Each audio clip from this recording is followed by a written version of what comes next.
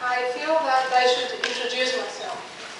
I'm Dr. Golfo Maggini, member of the local organizing committee of the conference, along with Dr. Vasiliki Solomon Papanikolaou and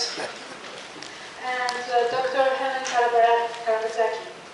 In this capacity, I would first like to extend a warm welcome to all conference participants who have come a long way to be with us over the next 3 days on the occasion of the International Conference, Philosophy in Crisis, Responding to Challenges to Ways of Life in the Contemporary World. The conference is jointly organized by the Sector of Philosophy of the Department of Philosophy, Education and Psychology, School of Philosophy of the University of Vienna, and the Council of Research in Values and Philosophy, Washington, D.C., and is under the auspices of the University of Vienna. I would also like to express the deep gratitude of all organizers for the spontaneous, wholehearted response from members of the global philosophical community to the call for a meeting on a topic which troubles us all, citizens of late modern societies, that is the topic of crisis.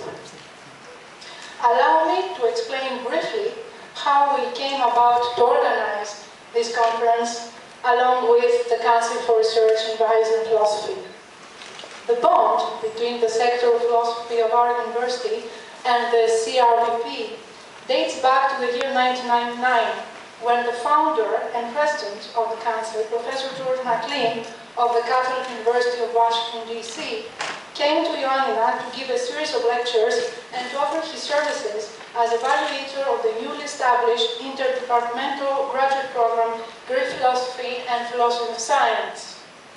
To the recent request of the CRVP for organizing a joint event, the Sector of Philosophy gave a positive reply. In the Christmas before last, Dr. Hu Yeping, the executive director of the CRVP, visited Ioannina in order to discuss the prospect of an international conference, which was meant to act as a pre-congress to the World Philosophy Congress of Athens on philosophy as inquiry and as way of life, which runs from August 4 to August 10. During this visit, we first had trouble selecting a topic which could unite various aspects of critical analysis, being overbroad yet not superficial, philosophical interest. After much brainstorming, we came up with a much used and sometimes misused theme, the theme of crisis. We usually approach the ongoing crisis in terms of a financial situation, which has broader socio-cultural and spiritual effects only on a second level of analysis. This is a mainstream approach to the crisis we have been facing within Greece, but also within Europe in general over the last 3 years at least.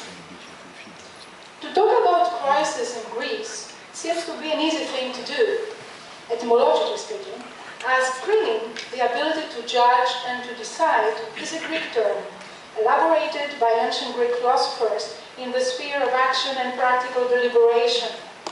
Nevertheless, the current use of the term seems to echo something quite different within the context of philosophical modernity, which has often been stigmatized by the awareness of being critical or in crisis. The 17th and 18th centuries defined themselves as being critical times, that is, as times when critique as a faculty, first judicial, then philosophical, or reflecting upon the course of the rational progress of humanity, and then crisis as decision upon the future belong together. And Ryan Kozolek, as most of you know, has written some beautiful pages on this issue. Modern times have always reflected upon their condition as a condition of crisis, quotation marks, as a critical condition, in Hegel's words, from the Phenomenology of the Spirit, and I quote Hegel, "This gradual crumbling, which is interrupted by the break of the day, that like lightning, all at once reveals the edifice of the new world," end quote.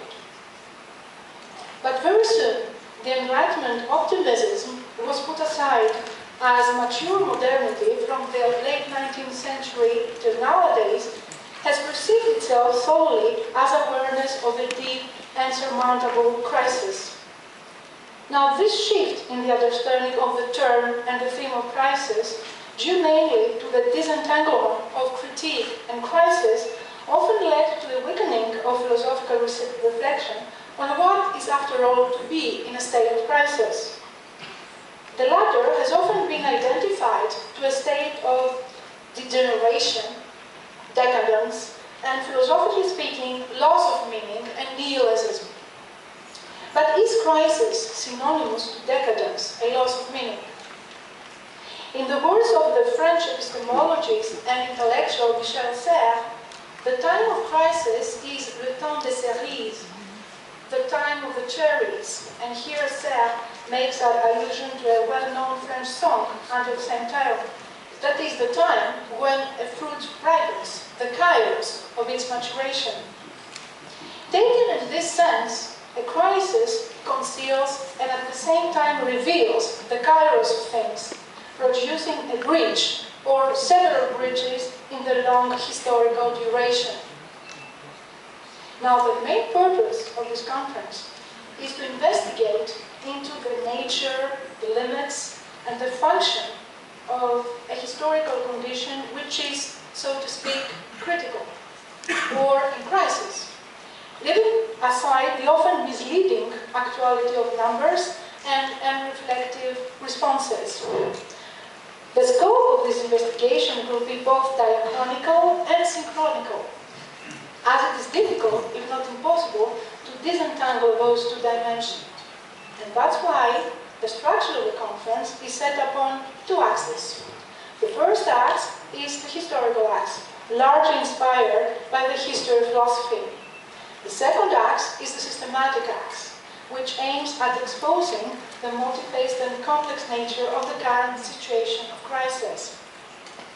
Now, before we set off with the conference proper program, let me remind you of Friedrich Nietzsche, who in his Beyond Good and Evil wrote, and I quote him, allow me to quote him, "Now more and more it seems that the philosopher, being of necessity a man of tomorrow and the day after tomorrow, has always found himself and had to find himself in contradiction to his today.